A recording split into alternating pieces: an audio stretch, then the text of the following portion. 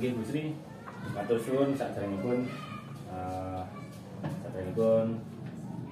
kula badhe ngaturaken salam. Assalamualaikum warahmatullahi wabarakatuh. Waalaikumsalam.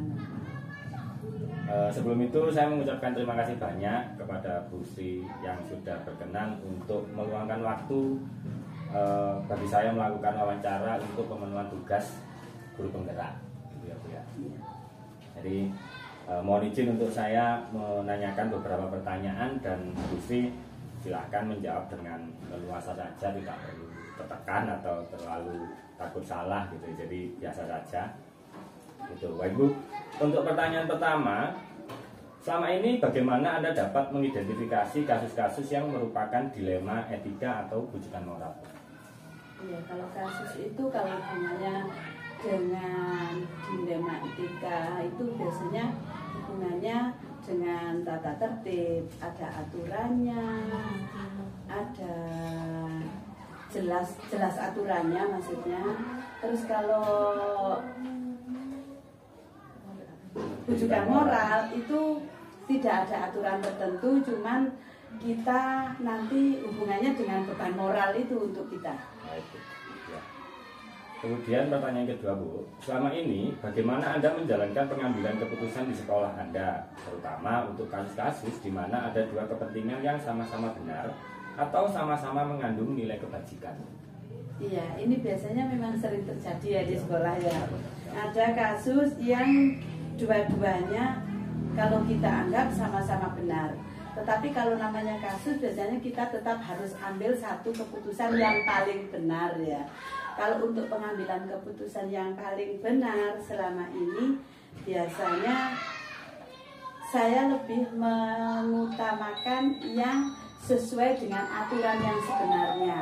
Tapi otomatis biasanya kalau kita mengambil sesuai dengan aturan mesti bertentangan dengan dilema etika juga ya. Itu moral ya. Bujukan moral itu mesti ada. Jadi saya lebih ke aturan yang tertulis yang ada, itu yang bisa pilih. Baik, itu yang jadi pedoman dengan mengacu pada peraturan yang tertulis. Peraturan yang tertulis. Berikutnya, langkah-langkah atau prosedur seperti apa yang biasa Anda lakukan selama ini? Kalau langkah-langkahnya, walaupun kita ada aturan tertulis, tetap saja kalau di sekolah itu kan ya kita banyak teman. Apa yang kita ambil itu belum tentu kalau itu mesti benar ya. Walaupun kok kepala sekolah mesti keputusannya benar, tidak. Semua manusia mesti ada kurang dan lebihnya. Cuman kalau misalnya ada masalah itu selalu saya berunding dulu. Sekecil apapun masalah itu biasanya mesti saya bicarakan dulu dengan teman-teman. Jadi nanti kan ada masukan-masukan. Saya rasa kalau itu nanti kalau kita menerima masukan dari orang lain, maka keputusan yang kami ambil itu kiranya itu keputusan yang terbaik gitu. Jadi intinya tetap melibatkan orang-orang sekitar. Iya, iya. Dengan cara berunding Iya, tadi ya. iya. Nah berikutnya Bu, hal-hal apa saja yang selama ini Anda anggap efektif dalam pengambilan keputusan pada kasus-kasus dilema etika? Kalau khusus kasus dilema etika saja, itu saya lebih ke aturan yang ada. Seperti contoh ya yang pada permasalahan yang ada di cerita ya, di cerita Rehan itu kan kalau anaknya kita luluskan berarti kita menolong nanti anaknya memang kita sebenarnya sadar kalau seorang anak itu tidak akan menguasai semua pelajaran, bahkan gurunya pun tidak akan menguasai semua pelajaran.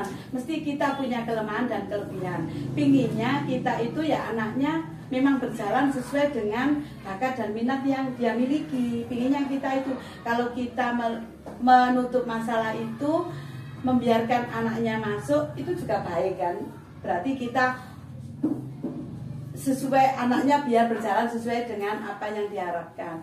Cuma kembali lagi kalau kita lembaga, kalau kita membantu satu anak, sementara yang lain kita punya aturan, bahkan kalaupun kita ujian itu yang pengawas ujian saja harus disumpah dulu, berarti kan kita sesuai dengan aturan yang ada. Bagaimana dengan anak-anak yang lain? Itu hanya satu anak. Terus anak yang lain dengan nilai yang sama, karena dia belum daftar ke sekolah yang lain, maka tidak kita luluskan. Kita jelas nanti merasa bersalah dan efeknya besar. Kalau misalnya 3 anak yang nilainya sama, kemudian tidak kita luluskan, 1 anak karena sudah kita tahu bakat anak itu, kita salurkan ke situ, kita maka akan salah besar kayaknya ya. Itu jadi kalau ada masalah seperti itu lebih baik biar tidak terlalu bermasalah juga. Kalau memang kita mengambil keputusan, jelas kalau kita mengambil kebijakan itu mesti melanggar aturan ya. Tapi kalau kita sudah jelas aturannya, itu lebih baik kita ikut ke aturannya, tidak ke kebijakan. Kalau apa namanya, moral itu baru masih kita bisa ke negosiasi. Bujukan moral itu. Tapi kalau sudah etika, saya lebih ke arah peraturan. Menegakkan peraturan. Iya. Ibu, pertanyaan berikutnya. Apakah Anda memiliki sebuah tata kelola atau jadwal tertentu dalam sebuah penyelesaian kasus dilema etika? Apakah Anda langsung menyelesaikan di tempat atau memiliki sebuah jadwal untuk menyelesaikannya? Bentuk atau prosedur seperti apa yang Anda jalankan? Iya, kalau kasus dilema etika ini, kalau menurut saya memang kasusnya lumayan berat ya, daripada sekedar kasus bujukan moral ya. Kalau ini lebih berat. Makanya kalau misalnya ada seseorang misalnya lapor karena kasus ini, tidak bisa kita serta-merta menjawab langsung nyeplos gitu aja. Makanya kita dianggap kalau kita punya jadwal sih tidak terjawab gitu. Cuman kita tidak bisa kalau mengambil langsung keputusan. Jadi kita tampung dulu, terus kita pikirkan matang-matang. Kalau kita ingin mengambil keputusan, kita rundingkan dengan teman-teman apa yang terbaik kiranya nanti keputusan yang kita berikan, walaupun tidak terjawab tadi, yang jelas tidak bisa langsung saat itu kita ambil keputusan, tapi memang kita butuh proses itu aja. Jadi memang ada proses yang harus dilalui terlebih dahulu. Iya. Berikutnya, adakah seseorang atau faktor-faktor apa yang selama ini mempermudah atau membantu Anda dalam pengambilan keputusan dalam kasus-kasus dilema etika? Faktor yang mempermudah, yang pertama, kalau dilema etika itu kan ada aturannya, peraturan yang saya urutkan. Kemudian yang kedua, masukan dari teman-teman. Terus masukan dari teman-teman, dari saudara, dari orang-orang terdekat yang mungkin bisa kita mintai pendapat. Nah, itu juga selain dari kita sendiri juga itu yang utama. Ya, benar sekali. Jadi memang kita harus tetap memasukkan faktor-faktor yang untuk mempermudah kita mengambil keputusan ya. Iya. Berikutnya yang terakhir ya, dari semua hal yang telah disampaikan tadi, pembelajaran apa yang dapat Anda petik dari pengalaman Anda mengambil keputusan dilema etika? Dari semua hal yang disampaikan, yang dapat dipetik dari keputusan dilema etika adalah selama ini selalu, ya memang dilema etika ini kasus yang berat ya. Jadi pembelajaran yang dapat kita petik, hendaknya kita lebih ke aturan yang ada. Kalaupun kita mengambil hanya untuk seseorang yang misalnya memang kita harus menolong berat, itu ya kita harus tetap, kayak kalau saya lebih ke berpegang pada peraturan, walaupun mungkin ada sih kebijakan-kebijakan yang kita ambil tapi tidak terlalu berisiko gitu. Yang ya biasanya kalau sudah ada aturannya, kalau kita tetap melanggar biasanya risikonya kan besar. Kalau itu tidak berisiko terlalu besar, mungkin kita bisa mengambil kebijakan, karena semua kebijakan itu mesti melanggar aturan gitu. Baik, itu saja Bu, mungkin terima kasih atas waktunya, dan saya ucapkan terima kasih banyak, dan wassalamualaikum warahmatullahi wabarakatuh. Waalaikumsalam warahmatullahi wabarakatuh. Ibu Fitri, Assalamualaikum warahmatullahi wabarakatuh. Waalaikumsalam warahmatullahi wabarakatuh. Terima kasih banyak atas waktunya dari Bu Fitri di tengah-tengah kesibukannya yang luar biasa menyempatkan diri untuk meluangkan waktu bagi saya bisa melakukan wawancara. Mohon maaf jika sebelumnya saya harus menyampaikan beberapa pertanyaan di sini. Dan pertanyaan di sini bukan untuk ngetes Bu Fitri atau menguji Bu Fitri atau itu bukan ya. Jadi ini nanti saya akan menganalisa, bukan menganalisa benar atau salah, bukan itu, tapi justru kemampuan saya untuk menganalisa itu. Jadi bebas saja, Ibu, nggak perlu ditahan-tahan. Enggak. Saya mulai dulu ya. Dari yang pertama, selama ini bagaimana Anda dapat mengidentifikasi kasus-kasus yang merupakan dilema etika atau rujukan moral? Oke. Dilema etika dan rujukan moral memang beda tipis ya. Beda tipis. Namun ketika kita dihadapkan pada kasus contoh, saya memiliki murid yang namanya Andi, misalnya itu ya. Andi, karena setiap individu itu kan memiliki keunikan masing-masing, memiliki potensi masing-masing, memiliki kemampuan bakat minat yang berbeda. Ada kalanya yang namanya Andi ini di bidang seni, baik itu seni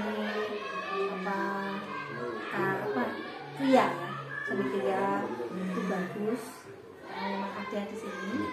Tetapi ini saya sebutkan inisial secara data yang sebenarnya. Namun ini saya identifikasikan aja bahwa anak ini namanya Andi. Okay? Tapi ini ada di ID saya. Ketika dihadapkan pada akademik, ya, baik itu matematika, baik itu bahasa yang berkaitan dengan pengetahuan, kalau dia diterangkan belum membaca buku, dia tidak ada, tidak ada. Tapi ketika dia diberikan pekerjaan yang terkait dengan keterampilan, dia pasti selesai. Contoh hari ini anaknya ekonomi selesai duluan.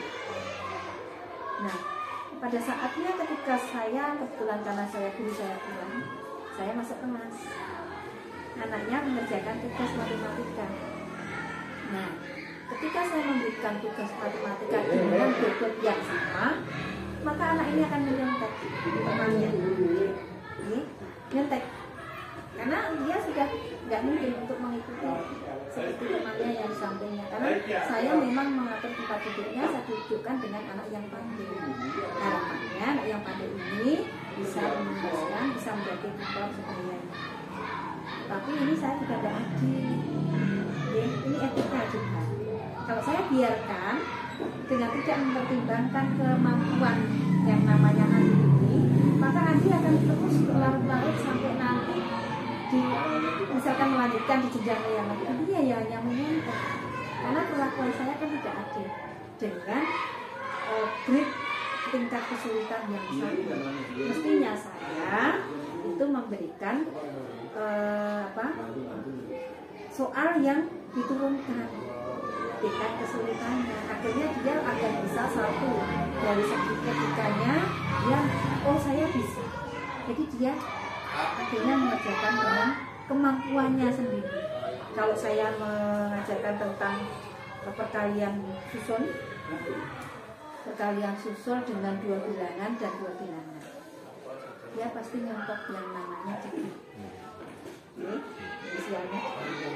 Tapi kalau saya berikan soal yang bisa turunkan hanya perkalian 9 kali 8, maka dia akan berusaha untuk bisa. Ini adalah sebuah satu dilema etika.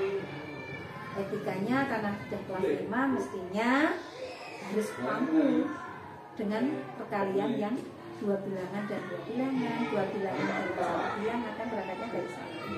Ini ketidakadilan sebenarnya berangkat dari Indonesia itu memang paradigma baru ini harus ditekankan, kurikulum merdekanya di sana harus ditangani agar kita tidak akan dilema dengan etika. Kemudian rujukan moral ini memang beda tipis. Saya belajar tadi ketika saya misal saya tidak memberikan contoh ke siapa-siapa, yang saya berikan contoh sekolah saya sendiri. Sekolah ini kan melalui bertahap AS.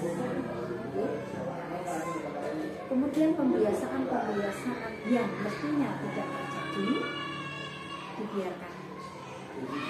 Ketika saya datang, saya tentunya tidak serta-merta merubah.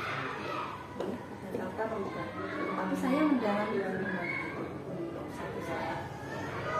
Contoh, ketika di perangkat pembelajaran, setiap guru kan memang wajib membatalkan pembelajaran.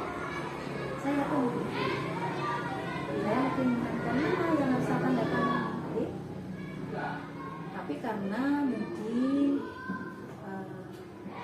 pimpinan yang sebelumnya tidak seketat saya, akhirnya karena bujukan moral yang dulu, dapat dibiarkan ini.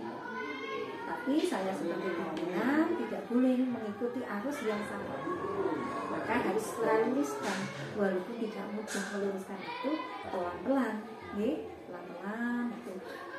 Nah, dari sana saya sampaikan bahwa saya guru memang di awal tahun pelajaran sudah harus siap prokes.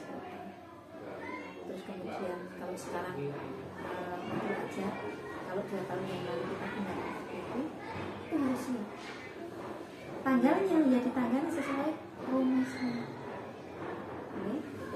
Nah, nanti ketika tidak terjadi pembelajaran itu mungkin karena rapat dan sebagainya, atau karena ada kegiatan lain, maka ini bisa diagendakan di alokasi tadi.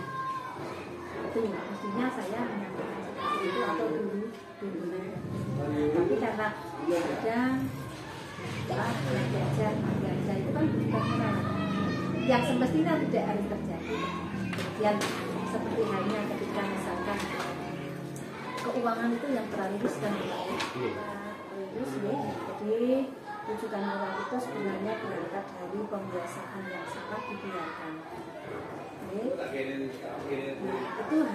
memang harus diluruskan walaupun memang seperti halnya contohnya Pembangunan dan saya sama-sama ada di satu lembaga yang kemudian di situ banyak beberapa keuangan pos. Kalau secara ideal kan harus dilaporkan ya, setiap paling lama 13 kali dilaporkan atau operasi awal sekian ini harus dilaporkan, bukan untuk mencari kesalahan tapi sama-sama kalau asmatika ada lagunya. Kalau namanya yang pegang bukan piramidi ya memang kepala sekolah harus pegang. Pembagian keuntungan tentunya tidak sama, apalagi terus harus juga diambil modal dari apa dan sebagainya. Artinya garis besarnya, kesimpulannya tujuan itu sebenarnya pembiasaan yang sebenarnya salah tapi dibiarkan, dan itu harus diluruskan meskipun memang tidak kali itu. Berarti itu luar biasa sekali pemahaman itu tentang rujukan moral dan juga dilematika. Itu tidak perlu diragukan lagi menurut saya. Sekarang kita lanjut ke pertanyaan nomor 2 gitu. Selama ini bagaimana Anda menjalankan pengambilan keputusan di sekolah Anda, terutama untuk kasus-kasus di mana ada 2 kepentingan yang sama-sama benar atau sama-sama mengandung nilai kebajikan?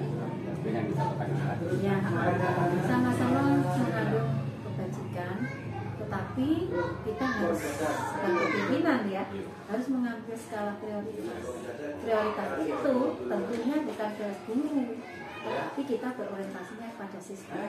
Sepanjang kebijakan itu bukan untuk siswa walaupun benar, katakanlah perlu catatan.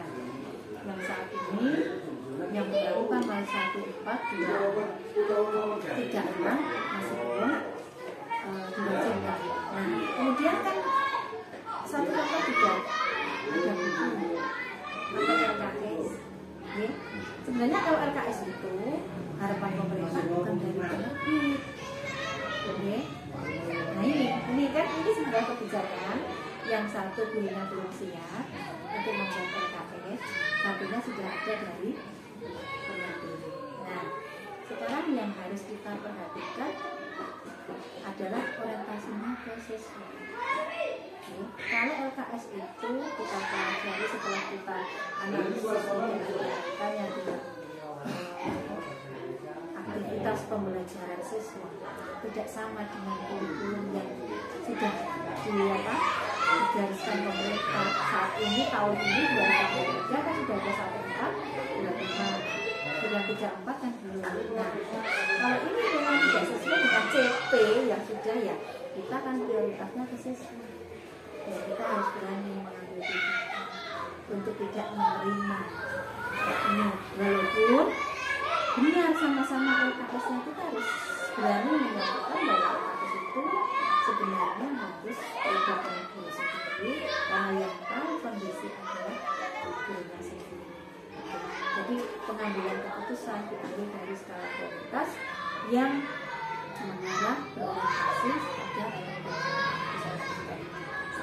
tidak berkaitan dengan itu, meskipun sama-sama benar, yang harus kita ambil yang condong ke sisi yang menguntungkan sisi, bukan menguntungkan guru. Jadi intinya adalah skala prioritas itu pada siswanya. Ya, pada siswa. Untuk siswa, kalau itu kepentingan di sekolah. Kita lanjut ke pertanyaan berikutnya. Langkah-langkah atau prosedur seperti apa yang biasa Anda lakukan selama untuk mengambil keputusan tadi? Ketika kita mengambil keputusan, itu kebiasaan saya yang real ya. Itu saya komunikasikan semuanya di dalam rapat dengan jadi saya kepala sekolah, bukan kebenaran kita tetapi karena kita itu lembaga atau sebuah sistem, saya dipanggil kepala sekolah karena ada guru itu dari maka segala sesuatu saya musyawarahkan dengan bapak ibu. Pengambilan keputusan tetap saya mengambil suara terbanyak dari bapak ibu.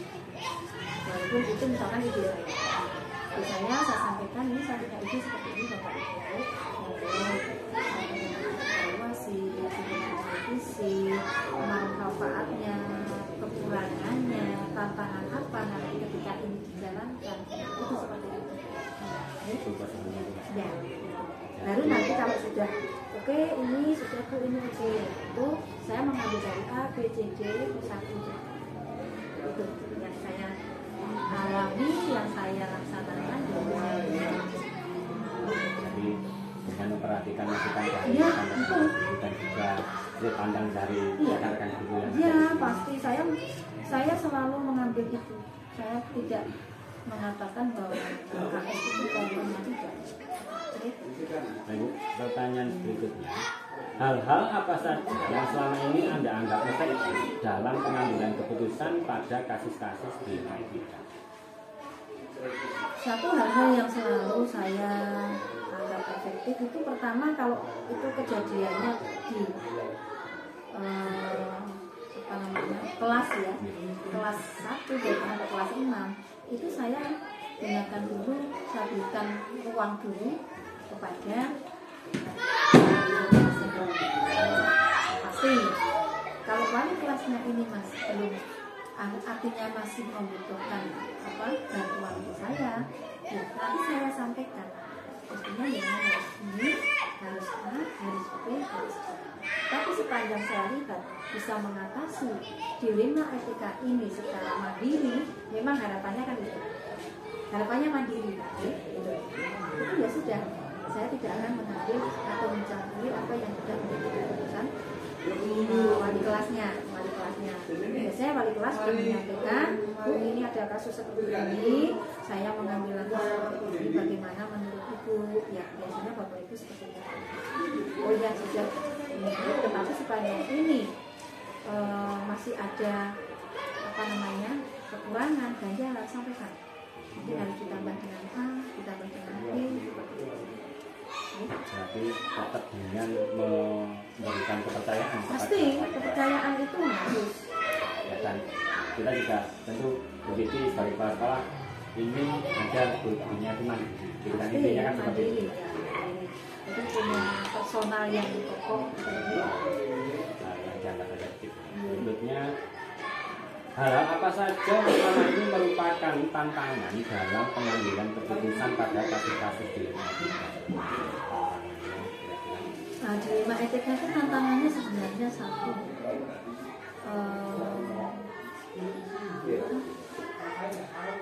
Dengan wali. Karena kan asumsi seorang ibu, seorang kepala sekolah dalam asumsi apa yang kita ambil, langkah itu sebenarnya menurut kami juga efektif, tetapi menurut wali murid itu merupakan diskriminasi, dan ini terjadi. Nih, satu contoh, siswa S gitu ya. Siswa S itu kan sampai kelas 3 itu belum bisa baca tulis. Tulis bisa, nyontoh bisa, tapi membacanya kesulitan. Nah, dari pihak kami, dari lembaga, dari sekolah, maka anak ini diberikan tambahan pelajaran, disendirikan agar tidak yang sudah lancar, yang normal artinya ya, biar tidak terganggu, dia juga bisa fokus. Tapi apa yang kami ambil ketika itu menjadi dilema. Anak ini ngomong ke orang tuanya B jadinya. Kenapa? Akhirnya nyampe ke kami, anak saya didiskriminasikan. Nah, tujuan kami tidak seperti itu. Ini adalah bagian dari apa namanya dilema etika. Secara etika kami harus menuntaskan anak ini untuk cari setumnya, okay? Ketika edukasinya kan seperti itu. Tetapi apa yang kami lakukan belum tentu diterima baik dengan orang tua, karena ya dimaklumi, dipahami bahwa orang tua itu tidak memiliki kemampuan edukasi yang sama dengan kita. Nah, akhirnya kami pun ketika mengundang wali murid secara bersama-sama pada saat penerimaan raport. Nah, ini saya gunakan kesempatan itu sebaik-baiknya. Saya sampaikan, saya berusaha, Bapak bersama dengan Bapak Ibu guru, memberikan pelayanan yang sama, yang adil. Kalau ada kekurangan manusiawi, kami pun juga manusia, masih perlu belajar. Karena idealnya apa nih? Kalau 1, 2, 3 ini memang harus didampingi dengan 2 guru. Sementara negeri kan kekurangan. Saya sampaikan seperti itu.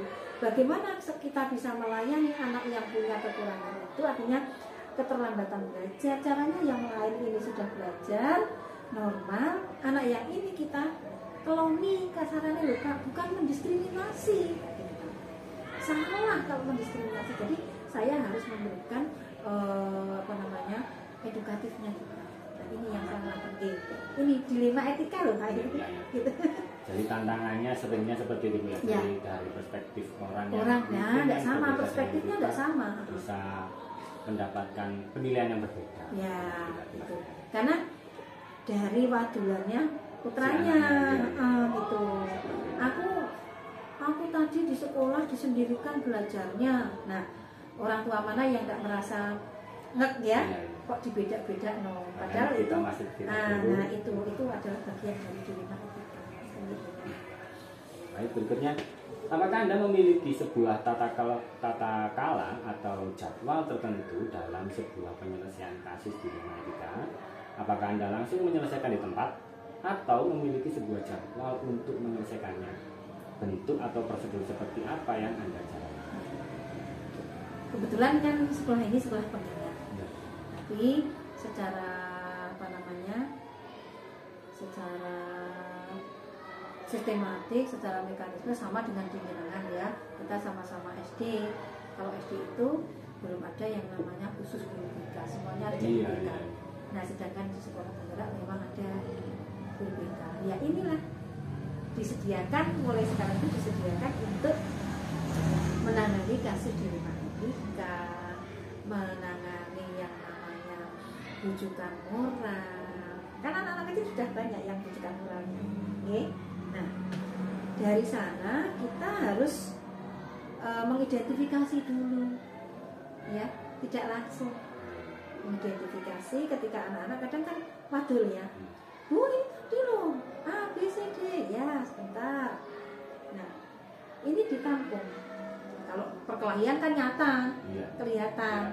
Tetapi yang secara apa namanya moral kan harus dipelajari dulu, dilihat dulu, dievaluasi, dianalisis dulu ya, identifikasi, dianalisis, baru dievaluasi, kan seperti itu. Jadi seperti itu tahapannya. Nah, jadi sistematis, ya. Enggak langsung. Dan kami punya jadwal. Kebetulan di sini Pak Bakri kan yang saya tunjuk sebagai guru BK-nya dengan Bu Karin, karena kebetulan beliaunya juga guru agama. Maka beliau berdua ini bersinergi dengan penjadwalannya. Tentunya tidak serta-merta langsung ketika kasus ini muncul langsung kita selesaikan begitu saja, terkecuali ini kasus perkelahian, kemudian kasus lagi pencurian, ini butuh segera ditangani. Tetapi kalau yang terkait dengan pelayanan pembelajaran, kita butuh waktu, butuh tahapan, mulai dari identifikasi, dianalisis, kemudian refleksi, evaluasi, tahapan. Berikutnya, adakah seseorang atau faktor-faktor apa yang selama ini mempermudah atau membantu Anda dalam pengambilan keputusan dalam kasus-kasus di luar kita? Secara kelembagaan, saya harus bisa mampu, tapi kita nggak boleh terlalu rigid. Yang membantu saya ya Bapak dari guru, ya, karena ini di lembaga, maka masukan, saran, semuanya saya mengambil dari Bapak dan Guru yang tentunya sudah lebih lama dari saya, sudah paham bagaimana kondisi di sini, masyarakat Sidoarjo, tentunya SD Sidoarjo, orang tuanya dan bagaimana, saya akan mempelajari. Ya, dari beliau-beliau ini masukan-masukan itulah yang saya jadikan nanti acuannya. Kebenaran dan tidaknya saya harus bekerja juga sama dengan komitenya juga yang lebih paham langsung gitu. Kalau Bapak dari Guru kan domisilinya tidak di sini, tetapi saya harus selalu bersinergi, bekerja sama dengan komite, karena dilema etika dan rujukan moral tidak selalu datangnya hanya dari siswa, datangnya juga dari wali murid. Itu harus jadi satu. Seseorang yang membantu saya ya Bapak dari Guru, karena keseharian saya bersama beliau. Keduanya sebagai ujung tombak, sebagai penyambung lidah saya, program-program saya itu komite. Maka saya harus bersinergi, bekerja sama, terus menjalin hubungan yang baik dengan komite dan bagus juga. Inilah yang membantu saya. Bu, kita sudah di ujung dari wawancara kita, perbincangan kita ini soal terakhir, Bu. Dari semua hal yang telah disampaikan, pembelajaran apa yang dapat Anda petik dari pengalaman Anda mengambil keputusan di luar ini? Pembelajaran yang saya petik ya dari ketika kita menghadapi sebuah kasus di rumah, maka tidak serta-merta kita langsung mengejas.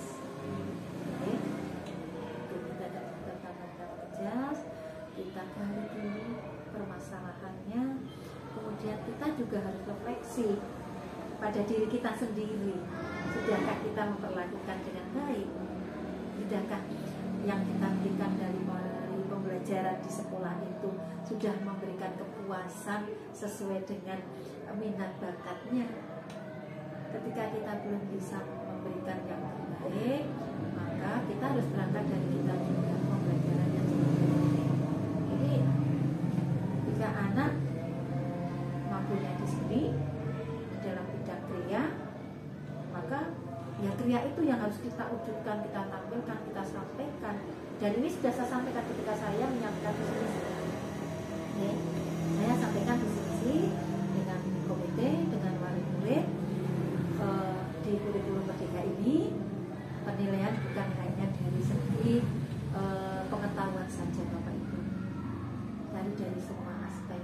Penjenengan jangan takut ketika wah anakku gak iso maca dan sebagainya. Kami menilai dari beberapa sudut. Nah, agar tidak terjadi dilema etika yang sudah saya contohkan tadi, Andi kemampuannya audio dan krianya bagus, tetapi ketika diminta untuk tulis menulis, menghitung, dia cenderung nanti nyontoh sampingnya. Tetapi ketika saya turunkan dengan kemampuan yang dia bisa. Inilah, oke, pembelajarannya di sana. Artinya kita harus mengedepankan bakat minatnya dulu, kemudian penghargaan. Ketika anak itu dihargai, pasti siapapun kalau kita dihargai kan mengurangi dari hal yang negatif. Oke. Baik, itu mungkin Bu yang saya harapkan dari Ibu, suatu kehormatan buat saya bisa mendapatkan waktu dari ini yang sangat kurang dari rekan-rekan disebutkannya. Terima kasih. Itu saja Bu. Saya ucapkan terima kasih. Mudah-mudahan bermanfaat apa yang saya sampaikan. Nanti ketika Pak Virus di ujung karir nanti, artinya di ujung karir guru ini nanti dengan akan ke jenjang yang lebih baik, ya minimal ini bisa jadi referensi. Okay? Karena saya harapkan tidak hanya di ujung guru, jangan harus jadi yang lebih baik. Jangan bukan the next leader. Ya, insya Allah dengan the next leader. Ya. Bu, itu saja. Saya mohon pamit. Saya akhiri. Wassalamualaikum warahmatullahi wabarakatuh. Waalaikumsalam warahmatullahi wabarakatuh. Terima kasih banyak ya, sukses selalu ya. Salam buat Bapak. Ya, sehat selalu ya.